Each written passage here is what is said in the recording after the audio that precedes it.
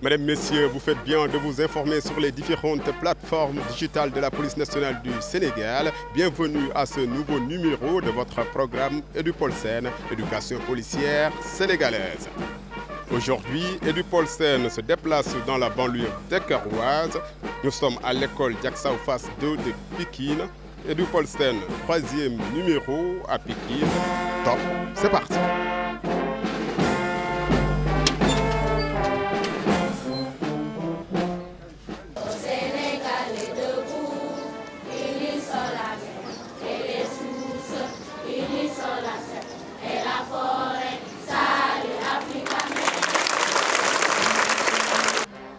Se dénomme EduPolSen, ou si vous préférez, éducation policière sénégalaise.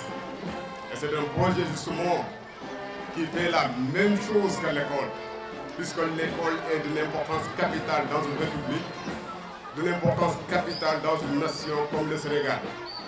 J'aimerais dire que, comme on a l'habitude de dire, quand on ouvre une école, on ferme une prison. Et justement, le thème que vous avez choisi pour la semaine nationale de l'école de base cherche un peu à sécuriser le milieu scolaire. Et nous aussi, vous avez dit que la communauté s'engage, mais rassurez-vous, la police aussi s'engage. La sécurité des élèves, c'est justement une de nos priorités. Nous avons des valeurs à véhiculer et je pense que justement, l'école est le milieu le plus propice ou bien le milieu le plus adéquat pour faire valoir ou bien donc ces valeurs-là. Puisque ces jeunes ou bien ces tout petits sont justement l'avenir de ce pays-là. Si nous voulons justement avoir un Sénégalais modèle, il faudra commencer par la base.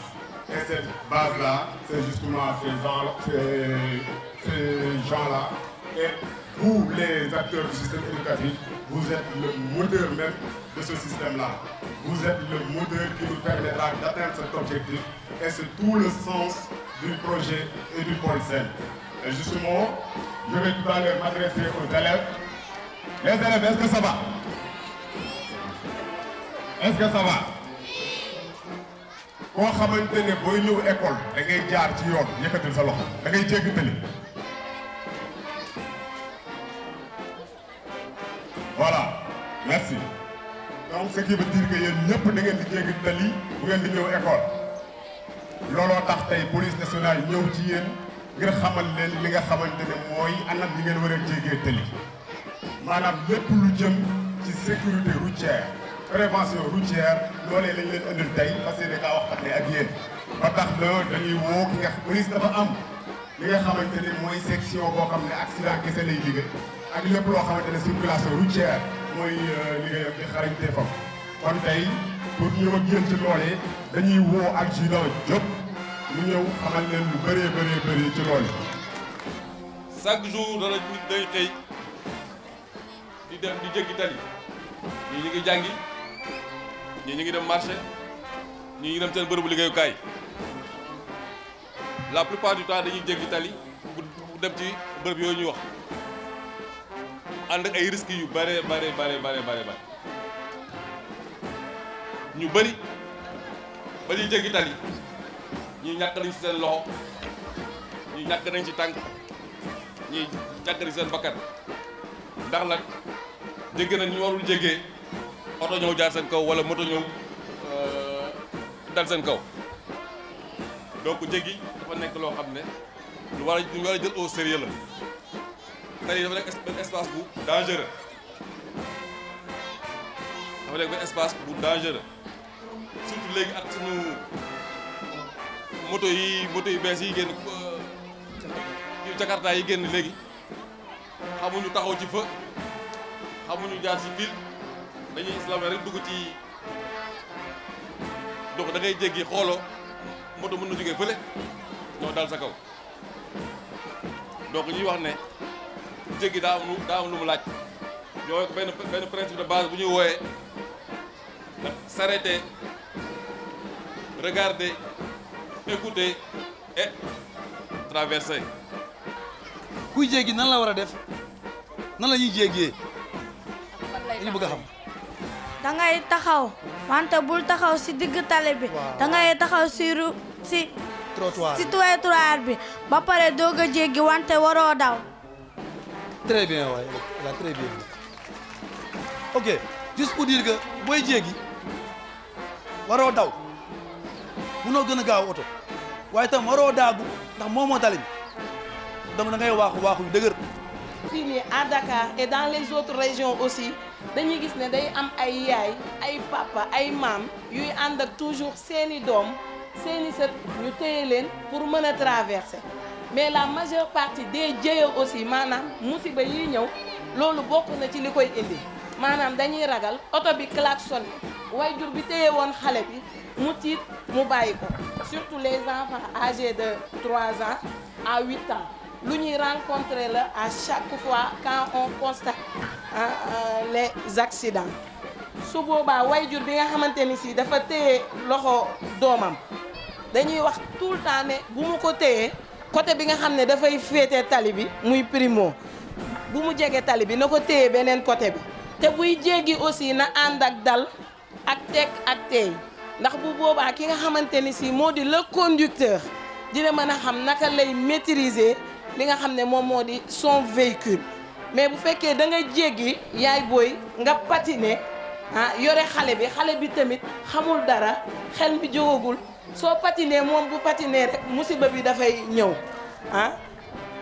kan moo ma mën a wan fii naka ngay traverser soo àndeek sa maam. ngay jàpp jéggil ko waaw kii da nga koy na ko wala on regarde à gauche d'abord xoolaat droite xoolaat gauche doo ngay jéggi waaxu. passage piéton bi laay jéggi. vous avez compris yow da ngay taxaw trottoir bi xool gauche xoolal gauche xool droite xoolaat gauche déglu doo ngay jéggi da ngay waaxu doo daw doo daagu da ngay waaxu te booy jéggi boo jógee fii jéggee nii boo taxee fi nar a jéggi boo taxee fi nga war a jéggi doo jéggee nii. une traversée en diagonale. donc da ngay taxaw bi boo gestoo ba pare ni ngay jéggee. Quant aux forces de défense et de sécurité, nous avons pensé dans vos prestations à un grand penseur, Marc Aurèle, qui nous avait dit « Instruis-les si tu peux, si tu ne peux les instruire, supporte-les ». Vous êtes en train de policer cette nation sénégalaise. Vous êtes en train d'éduquer cette nation sénégalaise. Mais vous êtes en train en même temps de les supporter. Supporter cette nation sénégalaise vous a permis aujourd'hui de venir parmi nous, avec des enfants qui sont en parfaite effervescence, échanger avec eux, donner en soi peu un moment de sensibilisation, de formation par rapport à la sécurité routière. Je tiens à remercier au nom de M. le Président de la République, au nom de M. le Premier ministre, au nom du ministre de l'Intérieur, au nom de M. le gouverneur de région, au nom du préfet du département de Pikine et au nom de Mme le sous-préfet de Pikine Dagoudane, toute l'assistance qui est là présente. Je tiens à vous dire également, nous sommes satisfaits. Remercier particulièrement également la police nationale. J'y insiste parce que en début du mois de janvier, le directeur national adjoint de la police nationale était à l'école 12 pour véritablement faire une grande cérémonie de levée des couleurs, mais également revenir à cette école où il a fait ses premiers pas et les doter encore du matériel. Et faire là-bas beaucoup de démonstrations avec les enfants, c'est dire tout simplement que la police nationale est prête vraiment à accompagner aussi les populations.